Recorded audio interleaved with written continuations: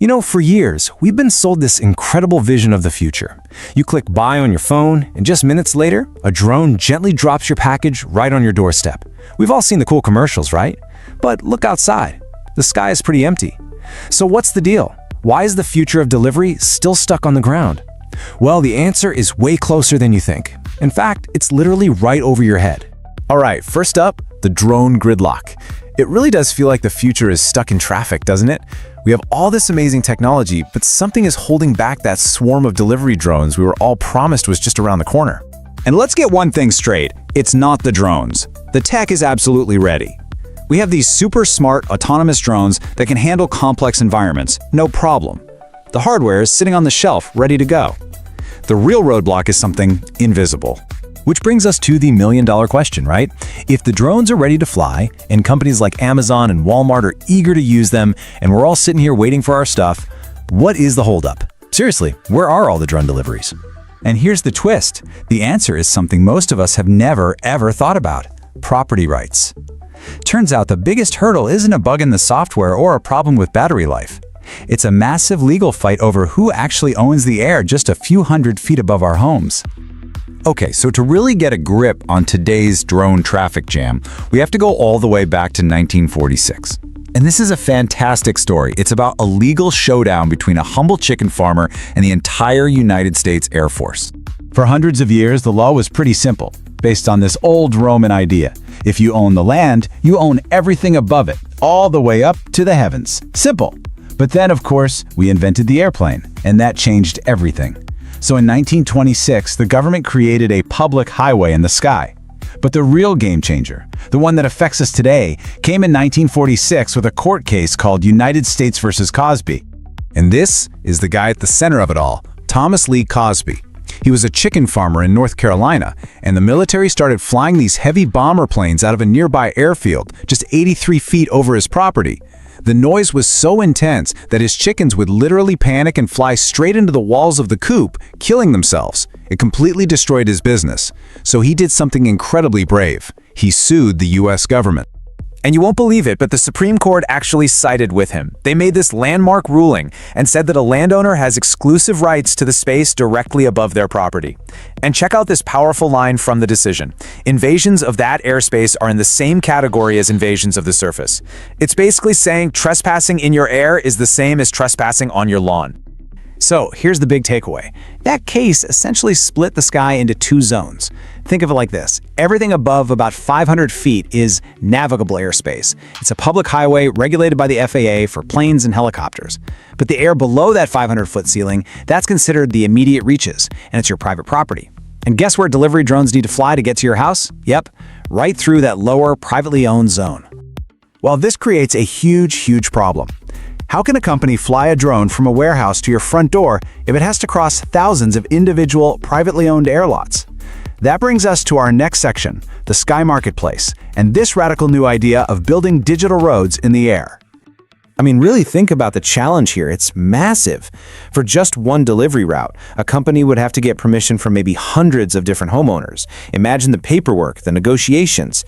It's just not possible to do it the old-fashioned way. It would be a logistical nightmare. So the solution that people are working on is, well, it's kind of like an Airbnb for your airspace. Picture this. You go onto a digital platform, you register your property's air rights, you set a price for a drone to pass through, we're talking maybe a few cents per trip, and then you just sit back and automatically collect micropayments every single time a drone flies over. Now, the technology that makes this all possible is a new concept called DPIN. It stands for Decentralized Physical Infrastructure Networks. Don't let the name scare you. All it really means is using blockchain to let tons of regular people work together to build a real-world system, like a drone highway, and get paid for it automatically and fairly. Exactly. The goal here is to use this DPIN model to basically lay down digital train tracks for the sky. You need a completely automated, trustworthy system to handle millions of these tiny payments happening every second. A single company can't manage that, but a decentralized system built on blockchain, it ensures everything is transparent and can actually work on a massive scale. And look, this isn't just some sci-fi dream. the puzzle pieces are actually being built as we speak. You've got projects like GeoDNet, which is creating GPS that's so accurate it can guide a drone to land within centimeters of your doorstep. You have HiveMapper, which is using dash cams to build a super detailed 3D map of the world. And then you have platforms like Skytrade that are actually designing the marketplaces where these air rides could be bought and sold. It's happening. Okay, so this is all really cool tech, but let's bring it back to you. What does all of this mean for your personal finances? This brings us to our final section, your newest asset, and what I like to call the airspace dividend. Let's make this super practical. Let's imagine a homeowner. We'll call her Sarah. She lives in a typical suburban neighborhood. She hears about this and decides to register her property's air rights on one of these new marketplaces. Now, it turns out a local pharmacy's main drone route goes right over her house. For every single flight, her account automatically gets credited 5 cents. And if that happens 100 times a day, well, those little nickels start to add up fast. In this simple example, Sarah is suddenly making an extra $150 a month in pure passive income. And the best part? She's earning it, quite literally, from thin air. She's monetizing an asset, her airspace, that she never even knew had value. Now, of course, it's not a perfect utopia. We have to be realistic. The pros are amazing. Passive income for people, faster and greener deliveries, all that good stuff. But the cons are very real. You've got legitimate concerns about noise and privacy. And you're going to have what some people are calling air NIMBYism. You know, not in my backyard, but in this case, it's not in my back airspace. These are serious hurdles we'll need to figure out. Which leaves us with this final, really fascinating question to think about. For all of modern history, real estate has been about the ground beneath our feet. But now, as technology is finally unlocking the value in the space right above us, you have to wonder, are we standing on the edge of a brand new real estate boom, one that takes place hundreds of feet in the air? I'd love to know what you think. Let me know in the comments. Does this sound like an exciting future or a noisy nightmare? Let's talk about it. Wow, that was something, right? But don't go anywhere, there's more coming, and it's gonna make you think in a whole new way. Quick reminder, if you like learning cool stuff without the fluff, subscribe now. You won't regret it. All right, welcome back to the Violet Vault, everyone. Let's talk about how we experience culture. For pretty much our entire lives, we've been fans, right? We pay for a Spotify subscription, we buy a movie ticket, we go to a concert. We are consumers. But what if that entire model was about to flip on its head? What if, instead of just being a fan who pays, you could become an owner who gets paid? That's what we're digging into today, the fractional IP revolution. And trust me, this is a game changer. This quote right here, this says it all. It's a fundamentally different way of thinking. Imagine your favorite song comes on the radio. Instead of just singing along, you're thinking, hey, I'm earning a little bit of money right now. Every time someone streams that song, watches that movie, uses that piece of art, you get a cut. This isn't some far-off sci-fi idea. It's happening right now, and it's changing everything. So let's just break this down. Look at the difference. The old way, you're always on the paying side of the equation. You're the consumer. The new way, you're an owner. You're not just paying for access anymore, you're buying a tiny piece of the asset itself. Some people have started calling this becoming a cultural landlord. I love that term. You're not just a fan cheering from the sidelines, you're an actual investor in the creator's journey. It's a massive, massive shift. Okay, so you're probably asking, how in the world is this even possible, right? How do you take something intangible, like a hit song, and slice it up into tiny pieces that people can buy? Well, the magic behind all of this is a technology that basically creates a digital proof of ownership. And that technology is called tokenization. It sounds complicated, but the idea is actually pretty simple. You're basically converting the ownership rights of an asset, intellectual property or IP, into a unique digital token that lives on a blockchain. Think of it like a digital version of the deed to your house. It's a secure, verifiable, one-of-a-kind certificate that says, yep, you own this. And just look at the potential here. This isn't just about your favorite pop song. We're talking about everything. Owning a piece of the royalties from a classic film, getting a cut from a groundbreaking tech patent. You could even own a fraction of an AI algorithm that's shaping our world. The list goes on and on. The potential market here is, well, it's absolutely enormous. So let's get into the nitty-gritty. How does this actually happen? How do we go from one single copyright for movie to thousands of tiny, tradable shares that you and I can buy? It's a really fascinating process with a few key steps. First things first, the lawyers gotta get involved. They have to do their due diligence and make absolutely sure who owns the rights to the IP. Once that's cleared, a single unique token, you've heard of these, an NFT, is created for the entire asset. But here's where the magic happens. That big NFT is then basically put into a digital vault, and a smart contract starts minting thousands of smaller identical tokens from it. People call them shards. Each shard represents a tiny fraction of the ownership, and then they're sold to the public, kind of like a stock market IPO, but they're calling it an IFO, an initial fractionalization offering. Now, as soon as you start using words like shares, investors, and profit, well, you can imagine some alarm bells start going off in government offices. This leads us to the single biggest question, the central conflict that regulators are trying to figure out right now. This is the million-dollar question. I mean, literally, because the answer changes everything. If these things are just digital collectibles, like a fancy Pokemon card, then it's kind of the Wild West, not a lot of rules. But if it's a security, like a share of Apple stock, then oh boy, the US Securities and Exchange Commission, the SEC, gets very involved. So how do they decide? Well, here in the US, they pull out a legal standard that's actually been around since 1946. It came from a Supreme Court case involving a Florida citrus growth, of all things.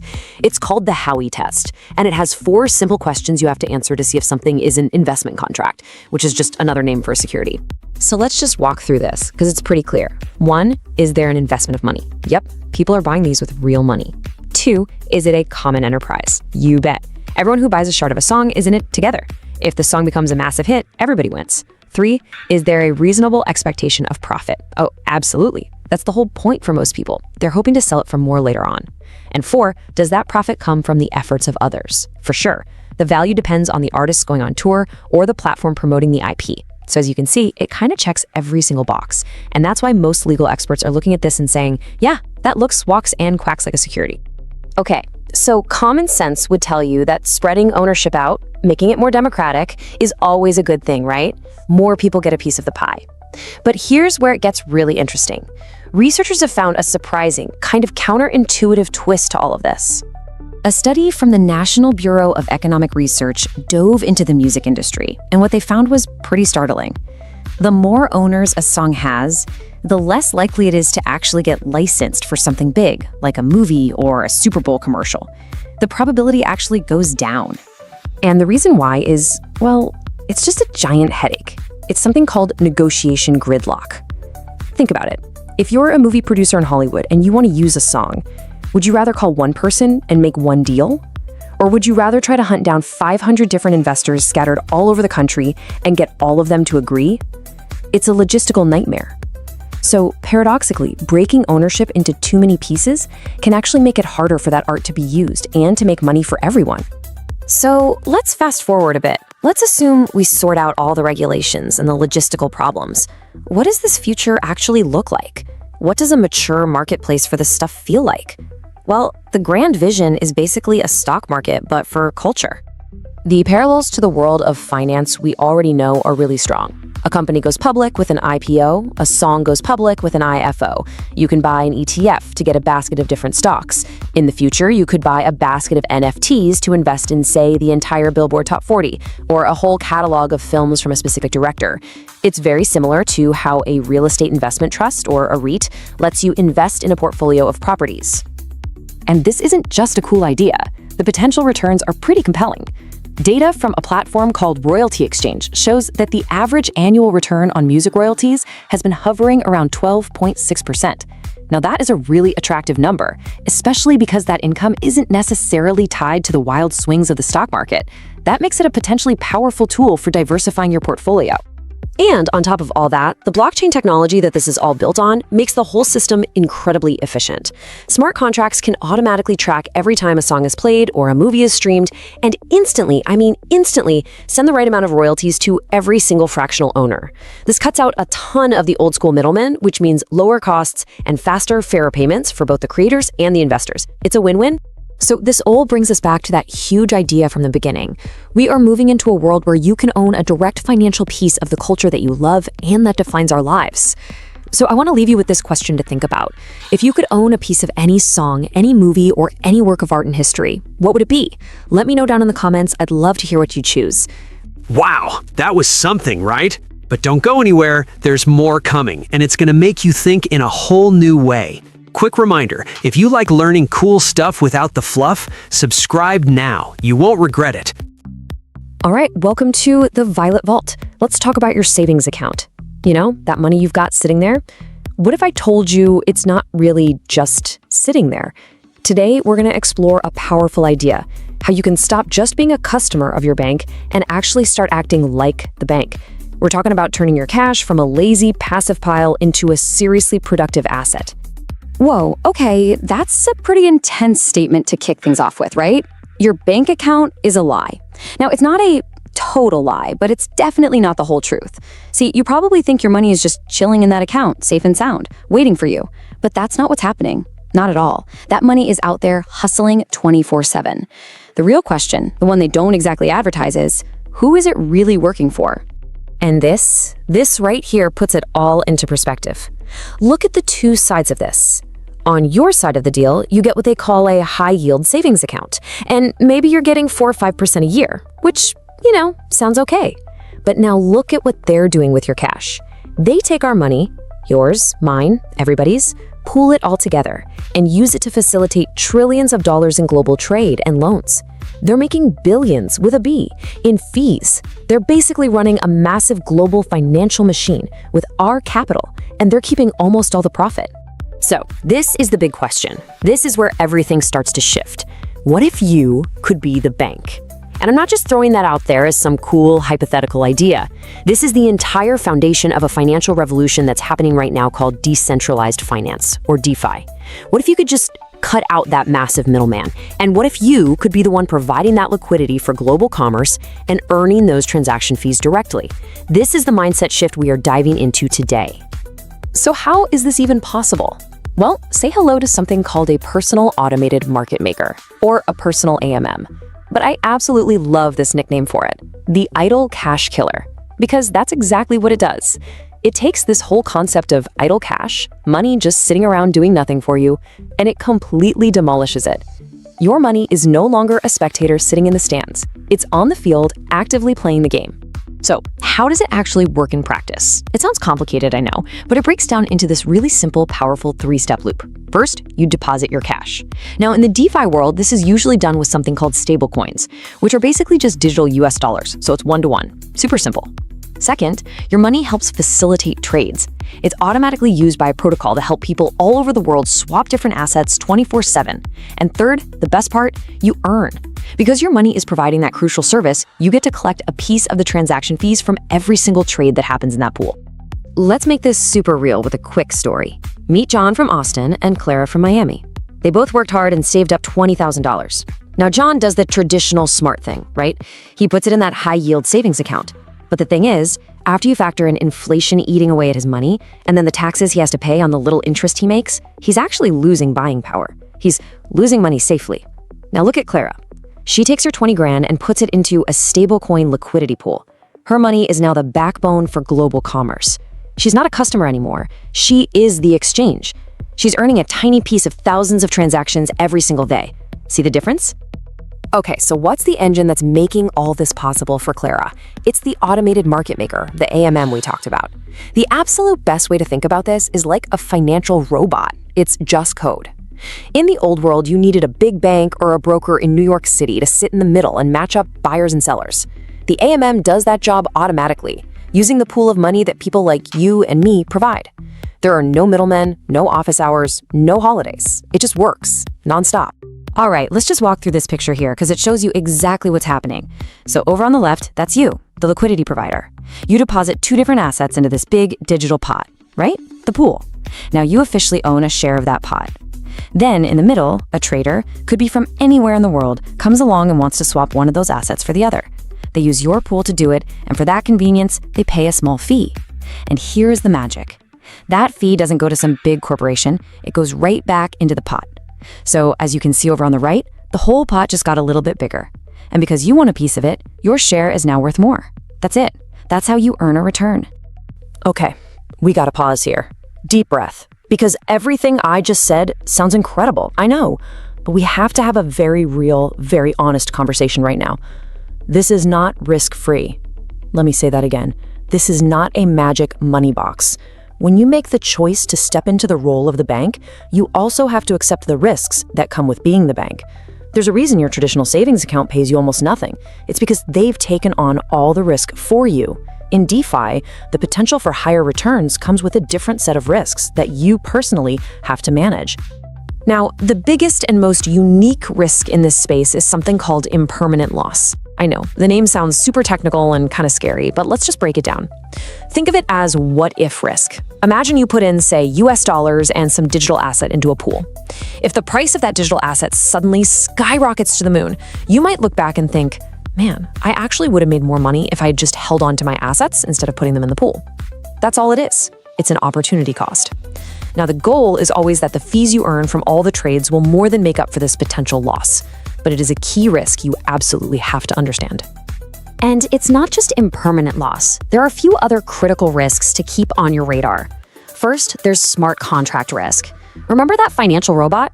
Well, it's built with code, and code can sometimes have bugs or vulnerabilities that could be hacked.